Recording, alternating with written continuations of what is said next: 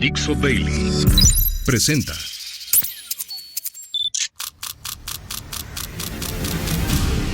La Vuelta al Mundo en unos minutos. It's a clash between barbarism and civilization. A dangerous world of chaos, death and destruction. A la internacional fascista. Yes, she can. Con Nacho Montes de Oca.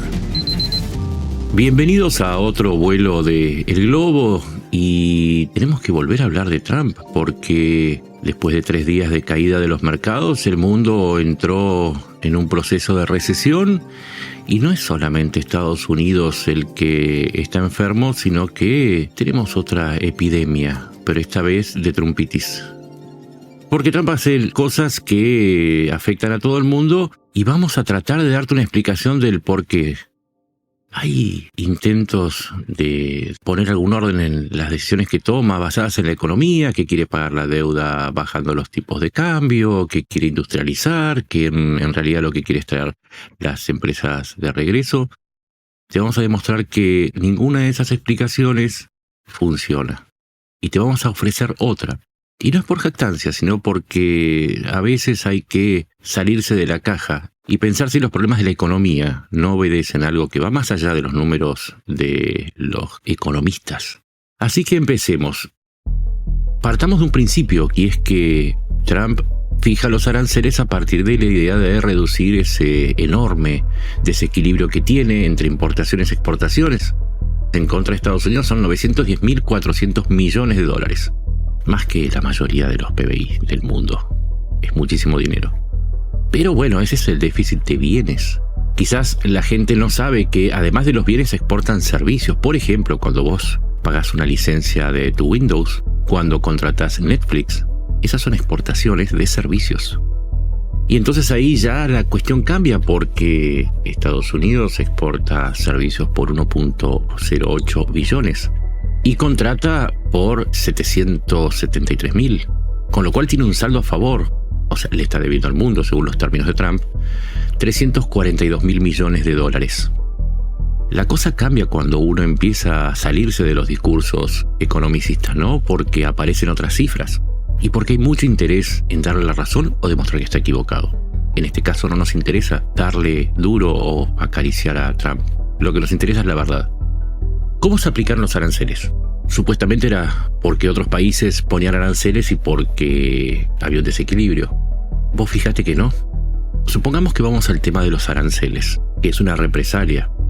Una semana antes de que Trump anunciara en el Liberation Day el enorme listado de aranceles, Israel redujo a 0 los que aplica a los productos de Estados Unidos.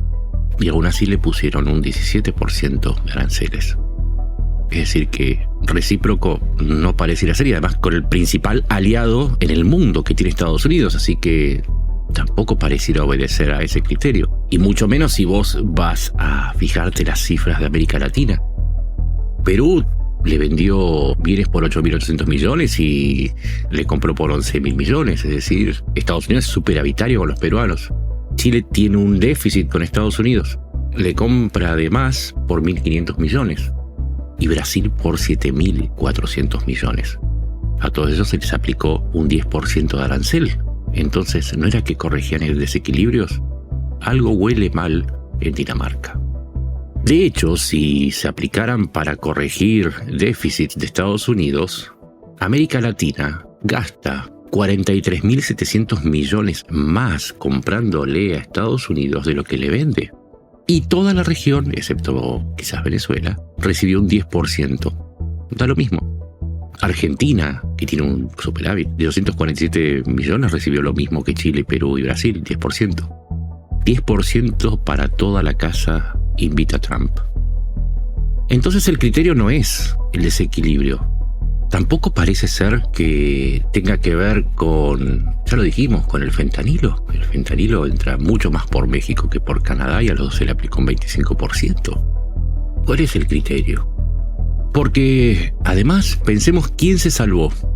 Se salvó Rusia, 0% de arancel. Se apresuraron a decir no, lo que sucede es que nosotros estamos negociando con Rusia la paz. ¿Y con Ucrania qué estás negociando? ¿La final de la UEFA? A Ucrania le pusiste un 10% y también estás negociando. No, porque Rusia ya tiene sanciones, Venezuela también, y le pusiste un 25%. No, es que tiene que ver con que ya no tenemos mucho comercio con Rusia, salieron a decir. Sí, tienen comercio. 3.500 millones de comercio en el año 2024. Y Rusia le vendió por 3.000 millones a Estados Unidos por 500. O sea, hay un desequilibrio. Y si se tratara de poco comercio, ¿por qué le impusieron un arancel del 10% a las focas y los pingüinos de la isla McDonald's? Y se apresuraron a decir no, porque podría llegar a ser que tercericen a través de las islas. Estamos en la era de la informática. ¿Cómo no te vas a dar cuenta si un iPhone, o una vaca, o un kilo de harina que vienen de las islas McDonald's no fueron producidas por las focas y los pingüinos? Estamos en la era de la inteligencia artificial y pareciera que la inteligencia, ni siquiera la que es natural, está funcionando, por lo menos en este asunto. Y entonces tenemos que pensar que el criterio es lo que se le ocurre al presidente. Y ya empezamos a tener una pista. Desde el año 1934, el Congreso le cedió al presidente la capacidad de establecer los aranceles de Estados Unidos. Entonces Trump puede decir a este 20, a este 50 y a este 0. Y empezamos a sospechar algo, no se trata de aranceles. Se trata de beneficiar o castigar a los países de acuerdo al criterio personal del presidente, que no tiene que rendirle cuentas a nadie después de todo. Tiene toda la suma del poder hoy. Aparte de la presidencia, tiene mayoría en la Cámara de Senadores, en la Cámara de Representantes y la mayoría conservadora en la Corte Suprema. Los 3 poderes. Nadie lo puede auditar, nadie lo puede contradecir con éxito. Y hay un dato más. ¿Cómo se fijaron los aranceles? ¿Por qué decidió Trump que los aranceles eran una muy buena política? Su consejero económico en jefe se llama Peter Navarro. En estos días se conoció que Peter Navarro había escrito sus libros citando siempre a un especialista, Ron Bara. Entonces Navarro decía, y Trump le daba la razón, que los aranceles iban a funcionar porque además Ron Bara había escrito tal o cual frase. ¿Sabes cuál es el problema? Que Ron Bara no existió nunca. Peter Navarro inventó a Ron Bara, que es el anagrama de Navarro. Entonces, si no hay un criterio, y si todos los aranceles están hechos en base a una persona fraudulenta que le aconseja a Trump aplicarlos, con más razón, el criterio de imposición de aranceles está en manos de lo que piense, lo que diga, lo que desea Trump. Y esto es un doble problema.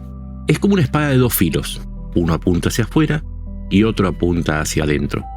Hacia afuera con la necesidad de que los países a través de esta política de aranceles le rindan pleitesía, que se pongan en fila para arrodillarse y pedir por una política arancelaria nueva, que acudan a la Casa Blanca rendidos, y eso es Make America Great Again.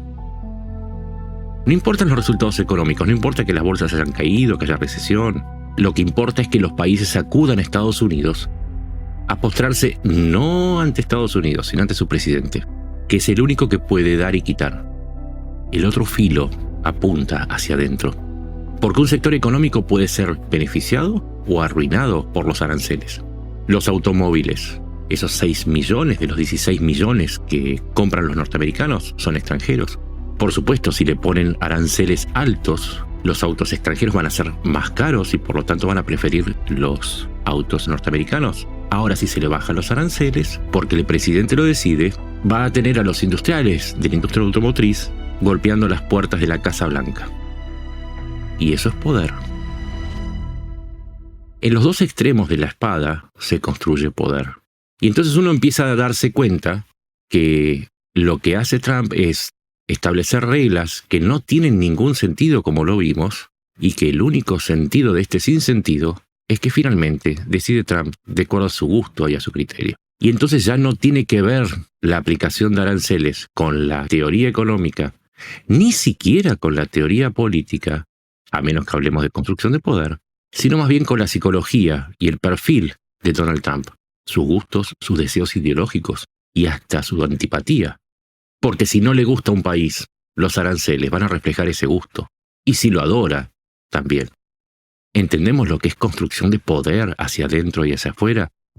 Porque si tiene una vieja revancha con un determinado inversor, vamos a suponer Elon Musk, que ahora está alejándose, mañana pone un arancel mucho menor para los autos eléctricos y arruina a Elon Musk.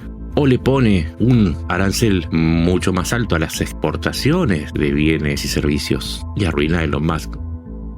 Y en el fondo, esas contradicciones son las que construyen a Trump. Porque si vos sos impredecible, y esta es la teoría del loco, nadie sabe cómo vas a reaccionar. Entonces va a tratar de satisfacerte de todas las maneras posibles.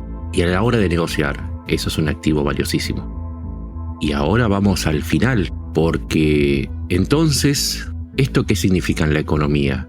Que la economía es subsidiaria de lo político y de la construcción de poder. Por eso se permite caer la bolsa, por eso se permite el desempleo, el aumento de la inflación, por eso se permite jugar con la política monetaria, por eso se permite hacer el desastre que está haciendo en el mundo. Porque en definitiva, él dijo, se trata de aplicar un remedio que es doloroso. Y la pregunta es, ¿remedio para qué tipo de enfermedad? ¿Para los desbalances tarifarios? ¿Para los desbalances económicos? ¿O la enfermedad es la democracia, con la división de poderes, con los límites al presidente? Trump se está yendo. Es el momento donde logró más poder, pero en 4 años se tiene que ir. Entonces, si esta teoría es cierta, que está construyendo poder, se entiende por qué sus partidarios están pidiendo modificar la Constitución para que se quede. Todo lo decide el líder. No hay nada más allá del líder. No hay idea fuera de lo que dice el líder. El líder nunca se equivoca. Tan Corea del Norte que duele, pero quizás esta teoría de la construcción de un personalismo, de un líder indiscutido, que desplace a los equilibrios de poder de la democracia, sea el objetivo. Y si lo pensás 2 veces y analizás lo que está pasando, inclusive se hace a costa de una economía que tambalea. O quizás la crisis económica apure otra crisis política que consolide el poder del presidente. Y para finalizar, no es solamente Estados Unidos. Estados Unidos es la democracia más antigua y robusta de Occidente. Si cae, si se debilita la economía, si se debilita la democracia, si se debilita el sistema político, va a tener repercusiones en el resto de los países, Europa, América Latina y en Asia también, donde hay democracias. Entonces lo que está pasando con Trump no es menor. Y no es menor que muchos de sus partidarios acusen, por ejemplo, la debilidad de las democracias europeas, su falta de eficiencia a la hora de tomar decisiones, o las de América Latina, y reclamen un hombre fuerte que se parece, por derecha o por izquierda, a los autócratas con los que también se lleva Trump. Rusia, Corea del Norte, a quien acaba de decir que, nuevamente, que le cae muy bien, que es muy simpático su presidente. Y entonces tenemos una teoría que explica por qué está haciendo lo que está haciendo Trump, por qué se pelea con sus aliados, por qué maltrata a Ucrania para favorecer a Rusia, por qué hace cosas que hacen caer la bolsa, subir la inflación, las tasas de interés. Y finalmente, no se trata de explicar la economía con términos económicos, sino con términos políticos. Durante mucho tiempo hubo una frase que inventó un consultor que contrató Clinton. Él había puesto un cartelito con esa frase en su escritorio que decía: es la economía, estúpido. Vamos a cambiar esa frase. No es la economía, estúpido. Es solo construcción de poder. Mi nombre es Ignacio Montes de Oca. Esto es El Globo. Me encontrás en X, en Nacho MDEO o en Blue Sky como Nacho Montes de Oca, y ahí vas a encontrar unos hilos en donde también doy algunos datos que van a ayudarte a comprender todo lo que hablamos. El miedo es parte del desconocimiento, pero si vos conocés, podés tener ansiedad, pero no vas a tener miedo sobre el futuro. Por eso es mejor las hipótesis que te explican la realidad que el fanatismo que te pide que creas en el gran líder. Nos encontramos en la próxima. Gracias.